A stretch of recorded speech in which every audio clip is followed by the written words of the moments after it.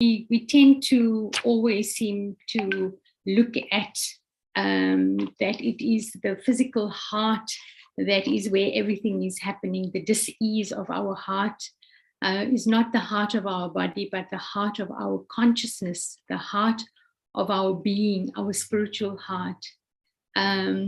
This dis-ease as the specific emotion, and this emotion that this dis-ease has is sadness. That this feeling of heaviness in the heart. When we say they definitely seem to have a heavy heart.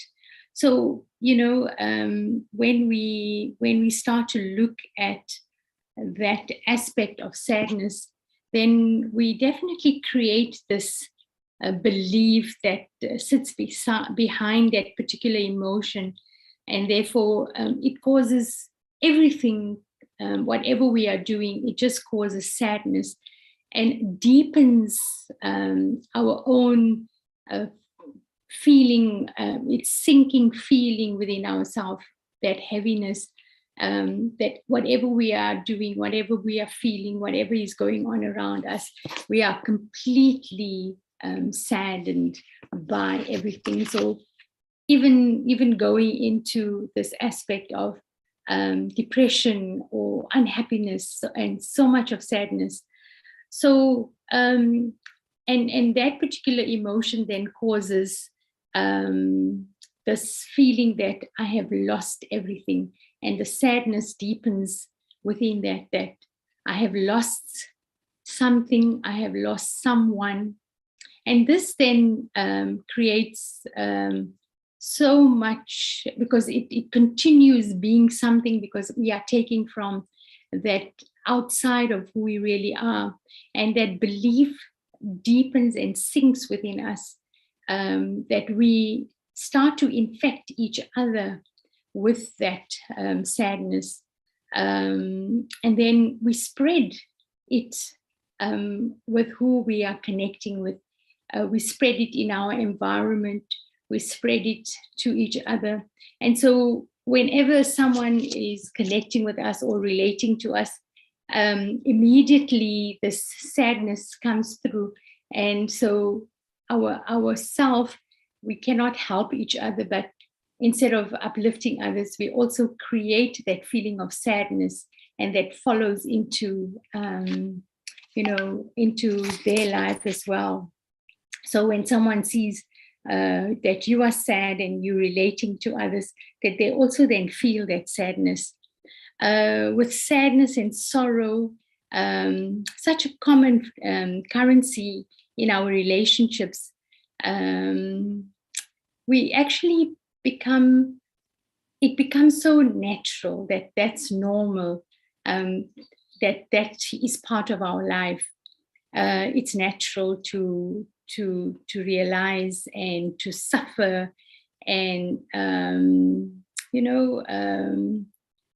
we therefore unnatural. It becomes that our whole consciousness changes. It becomes so unnatural, whereas we've totally forgotten that actually there is a two-part reality to what actually is happening. So what is the real understanding? Just understanding in essence that there are actually two realities that we are looking at. And the one is that we look at the physical world around us, and which is always changing. It's a constant change. Everything that is happening out there from a moment to moment. If you thought that this is the way I should do it, and the next moment it has changed. So this physical world that we perceive to be our reality, and that includes our body, this physical form that the soul, the spiritual energy, this light is occupying. And then the second reality is the world that is within us, the self. We're looking at our consciousness. So, which is true, which is our true identity? What is the true reality? And that true reality is that I am the soul, I am the spirit, I am this energy, the self, that is the being that I need to really understand and realize that that is who I am. This I is never changing. This I is constant. Thoughts and feelings change. There is this inner space that never changes. And in the meditation, the guided words were silence and stillness. So within the core of our being, there is this state of silence and stillness. That is who we really are. The I that says I am is like the center of a wheel. You know, when you have a wheel, the wheel turns on the outside, but the middle point of that wheel is still. It never moves. So everything else moves around it, but that remains still. So that is the still point, the center of the forehead. That is who I really am. And so the true reality, that consciousness of who I really am, is what I need to be paying attention to.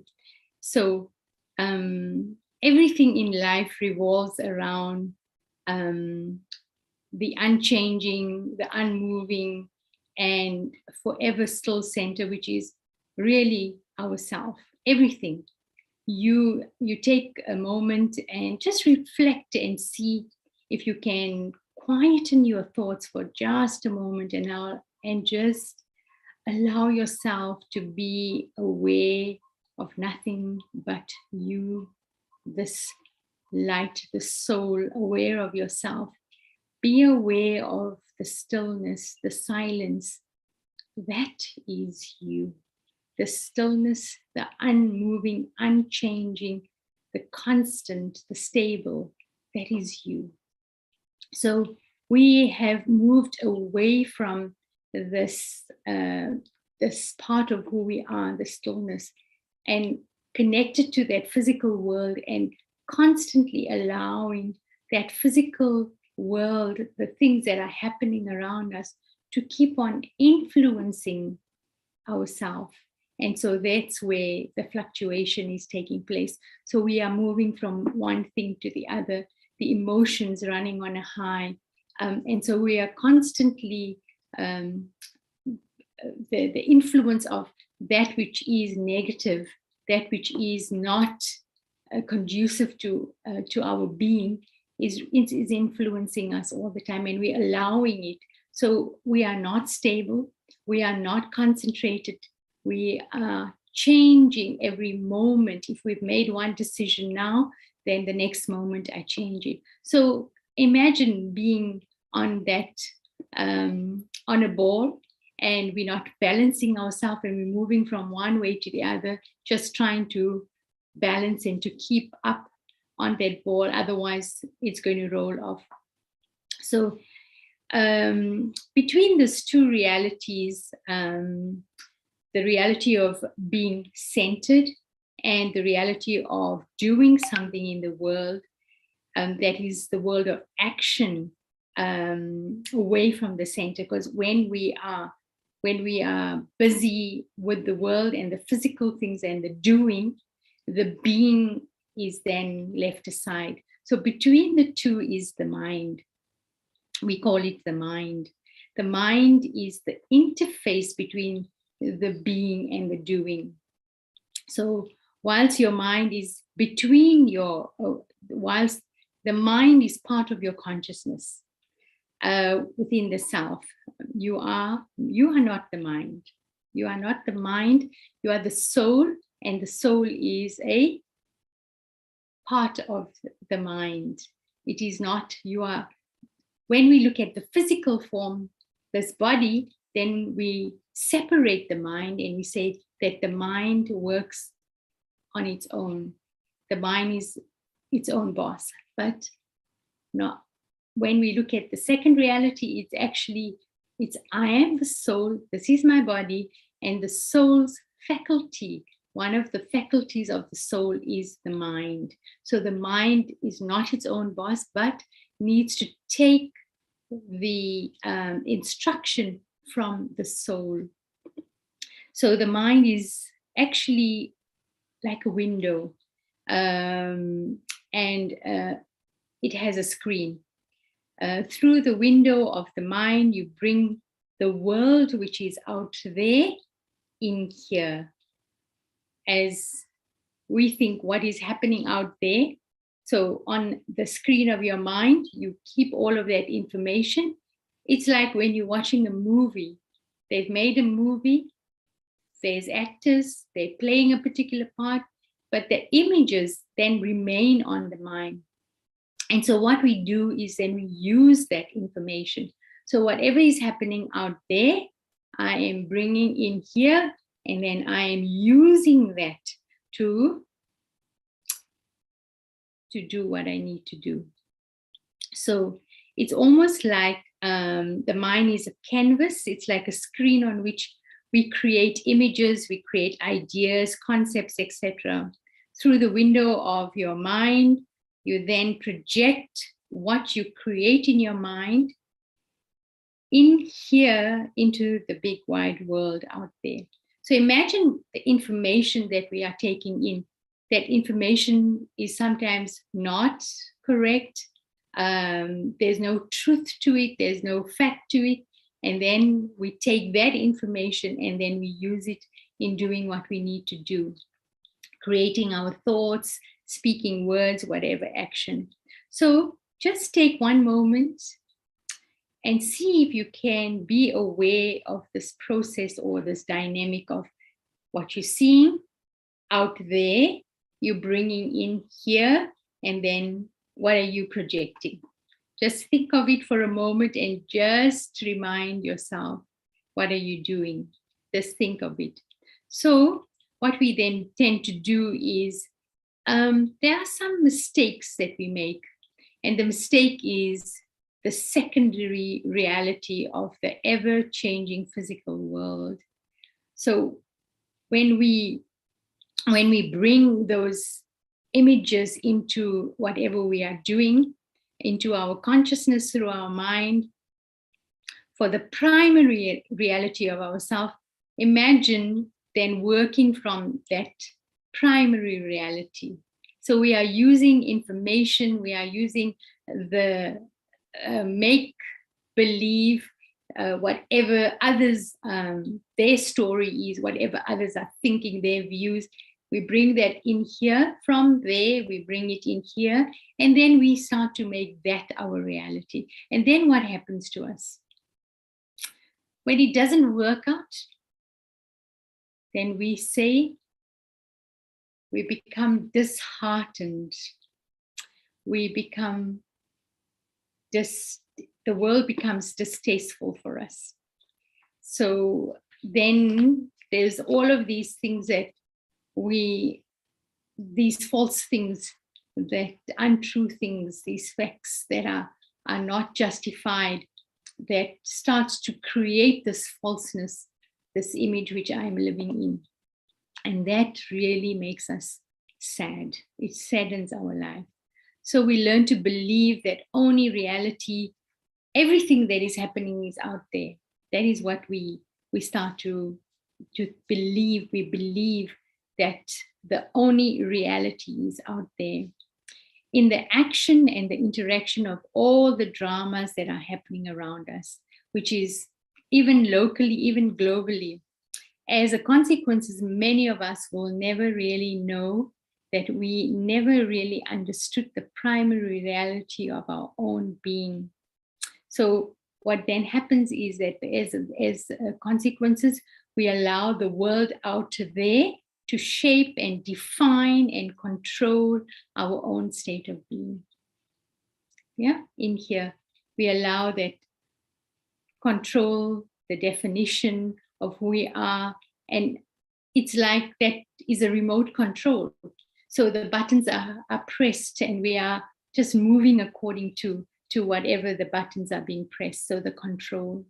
So the frequent feelings that we experience is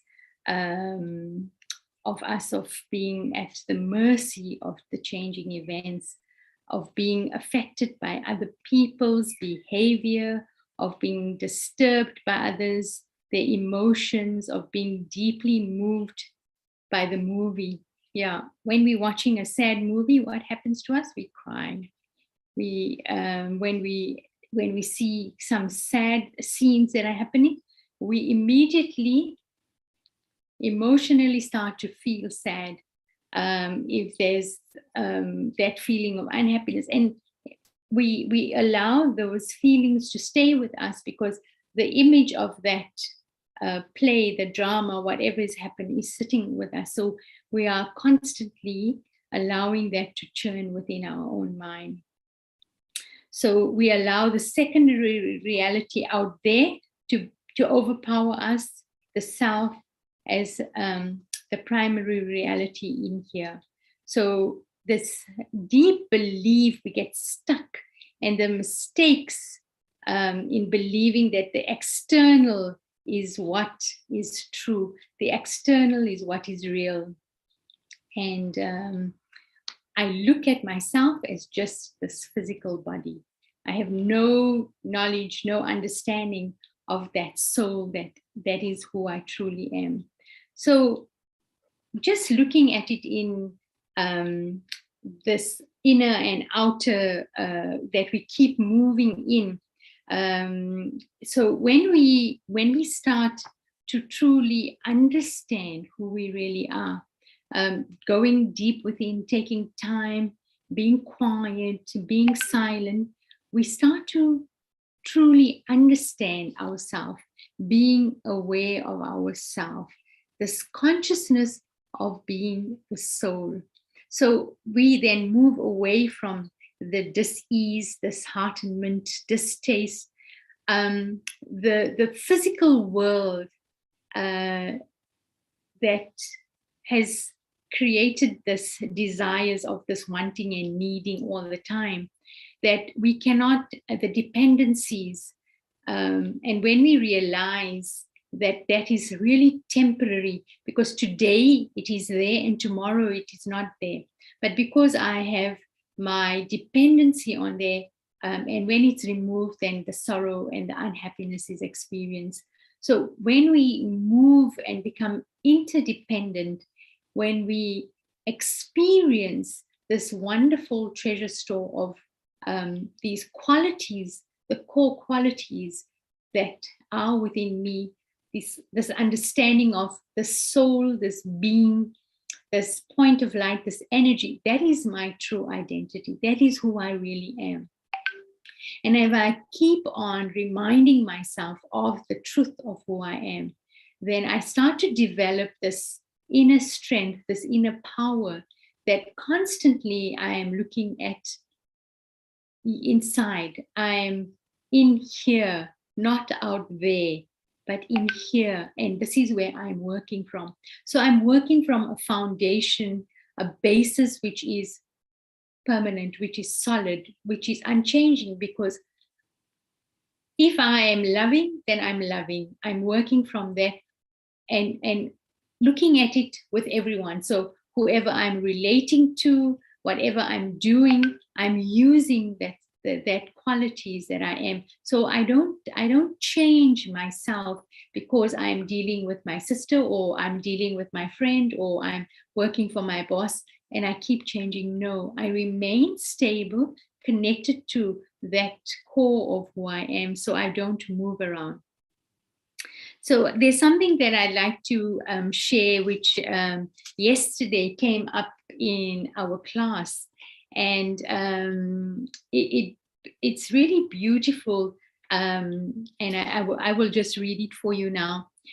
To have a big heart means that everyone experiences you as belonging to them. When some have a big heart, He experiences an abundance of success in every task. Whether in body, mind, wealth, or relations, abundance means that there is greater benefit, whereas someone with a small heart makes more effort to experience success. So it was just so beautiful to really truly have this understanding of the big heart. Where is this big heart coming from, this generous heart? It's only when I experience that inner being, this generosity comes through, and this big heart comes through. And so in giving from that space of having that big heart, there is abundance, and I will keep on receiving. I will allow there to be this feeling of belonging, that feeling of oneness. And it's a beautiful feeling, and that I experience only success through having a big heart.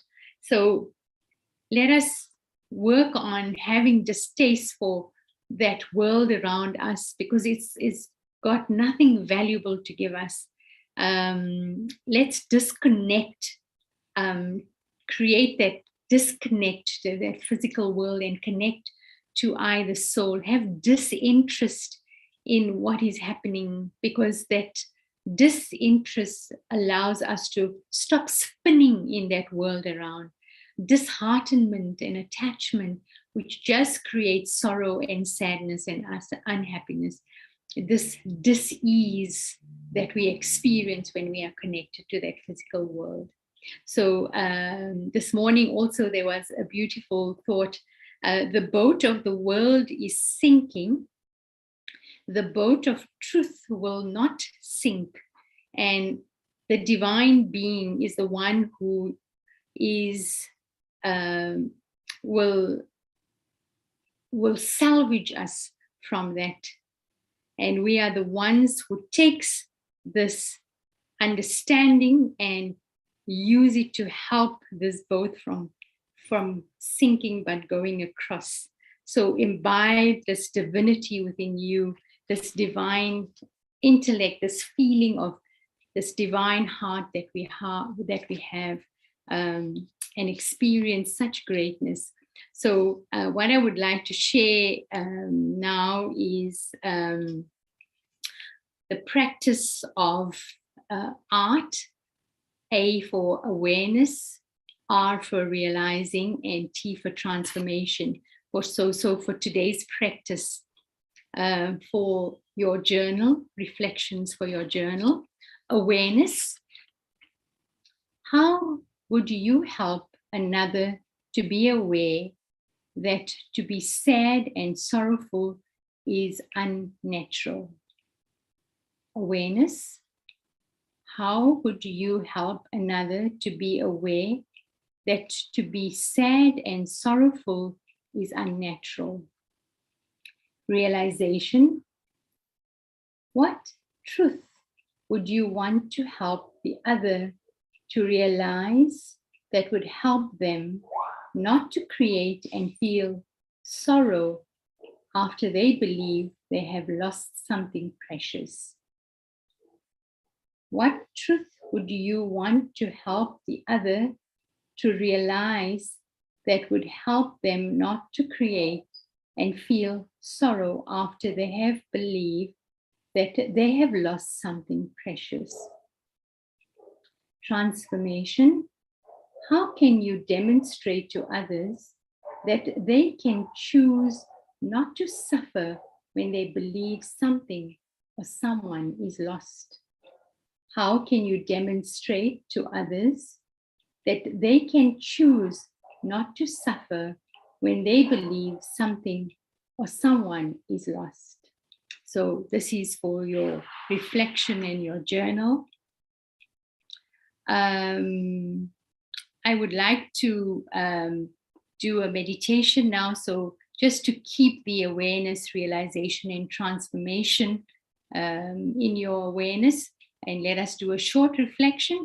And thereafter, if there are any thoughts, any questions, any comments, you're most welcome to ask. So let us go into a reflection.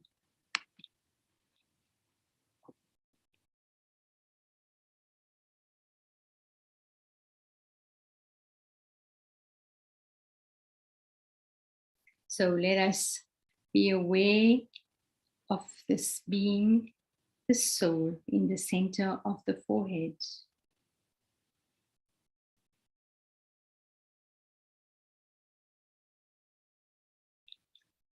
Let us be aware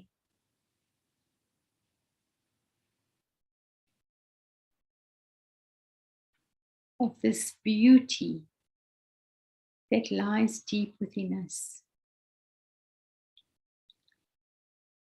And in being still and silent,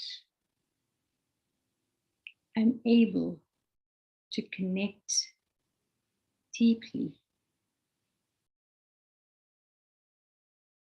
creating this moment to watch the world go by.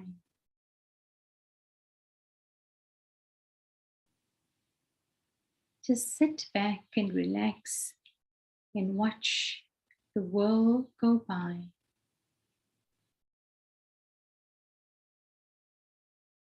Notice how it easily is getting on with whatever it needs to, moving and changing, moving and changing. And you are just sitting back and watching, moving and changing without you.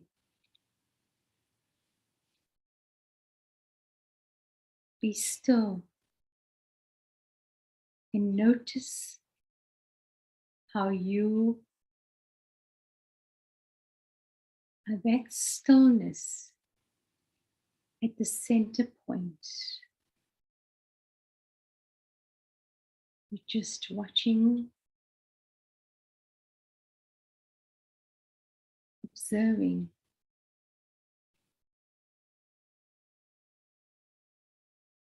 and being.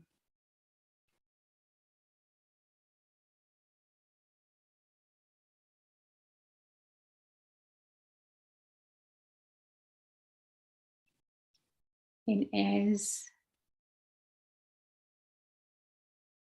I watch and observe and just being,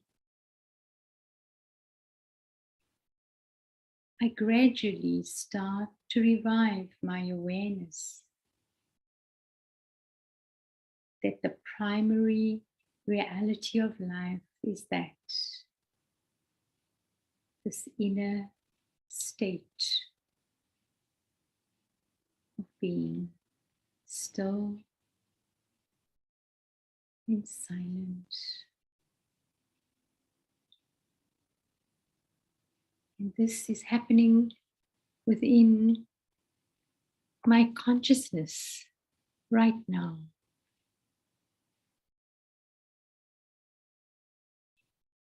I am experiencing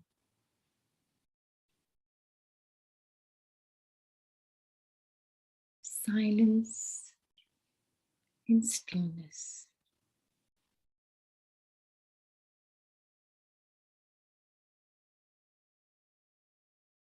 And in all the movements and the changes in everything out there are actually happening within the primary reality of you in here on the screen of my mind.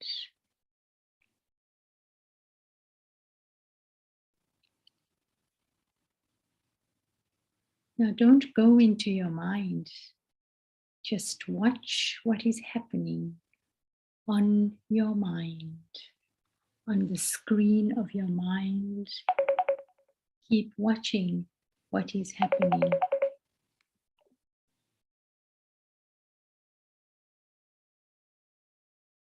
The movie called Life in the world out there is happening on the screen of my mind.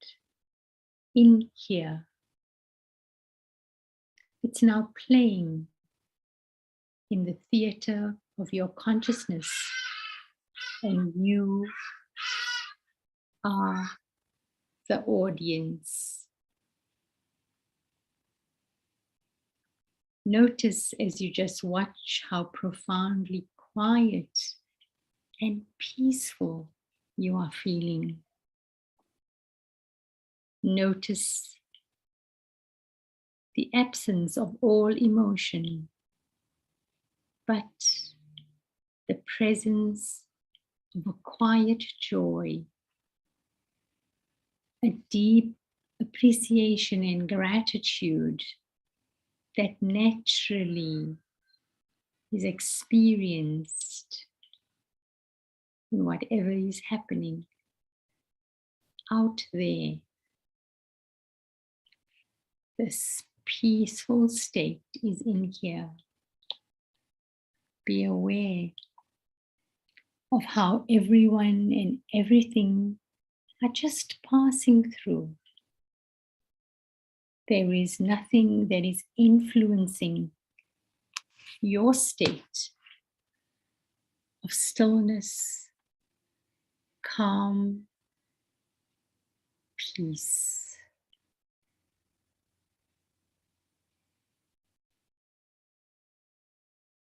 Let them pass through you.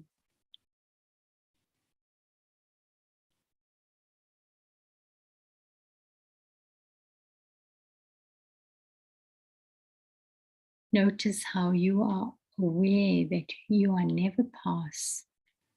You are always there. That is where you are, the soul. You are here, in this space, in the center of the forehead.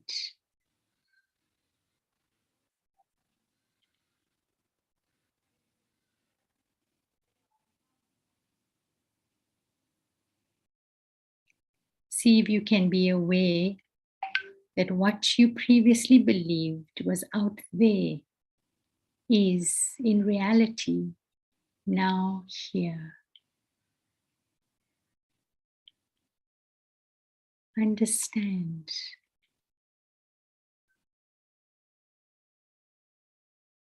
Be aware, realize, and transform.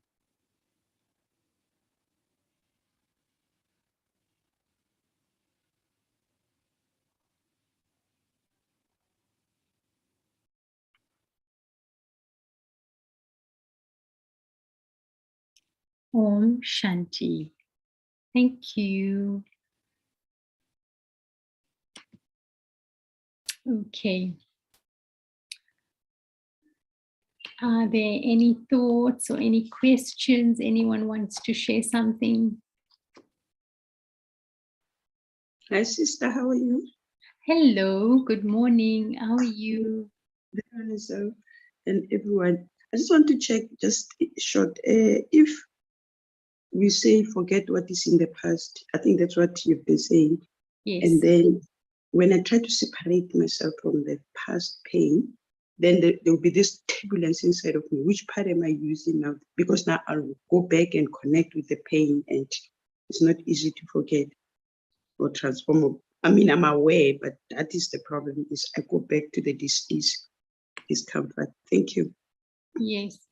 Well, what is happening is that when we go into the past, what we're doing is we're really just bringing back the emotion of that, or the experience, and the pain or sorrow or unhappiness or sadness that brings.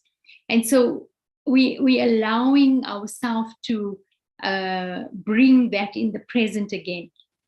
Yes, there is the important factor of the acknowledgement that has happened, the reality of it, that it has happened.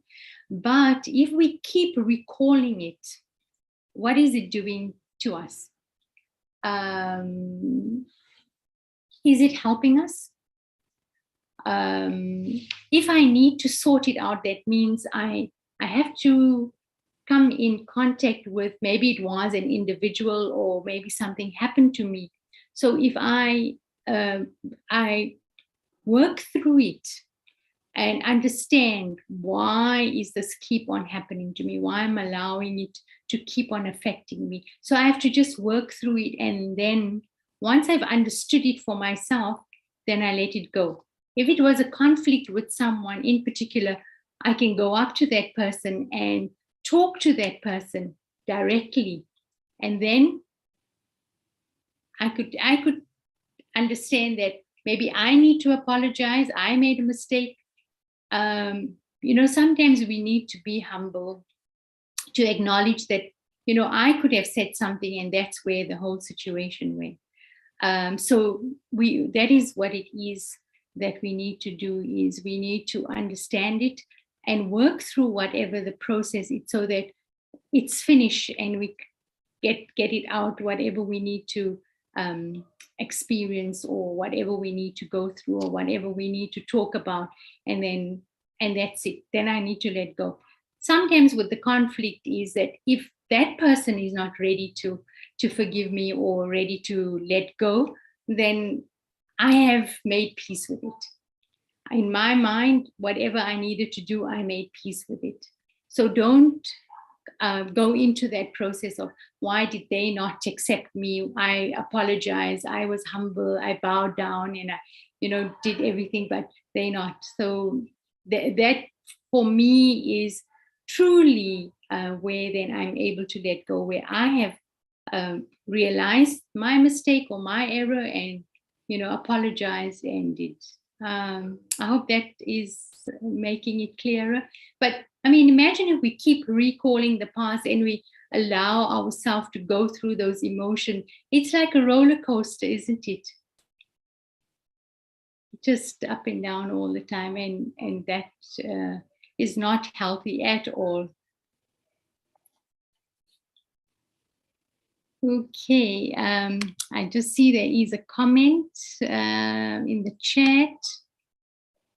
An elevated state of consciousness, awareness through discretion allows me to disassociate myself from immersing in the negativity that surrounds me. This lightens the burden on a potential sorrowful heart and keeps me away from the dis-ease in my inner state and allows me to rise and shine. Thank you. Thank you so much for sharing that. Beautiful. Okay. Anyone else?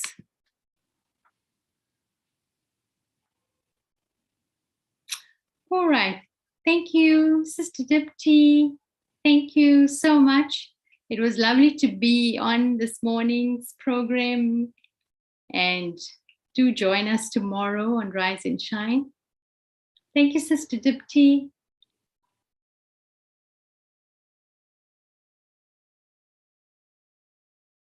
Okay. Thank you. And have a lovely day. Om Shanti.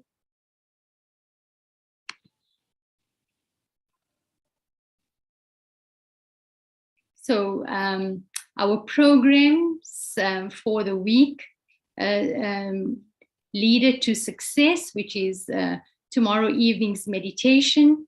And then on Thursday evening, Developing Healthy Self-Respect, Sister Aruna Ladwa from Kuwait. And then the third Sunday of the month is our World Peace Meditation, which is from 6:30 p.m. to 7:30, which is Sunday, the third Sunday of each month.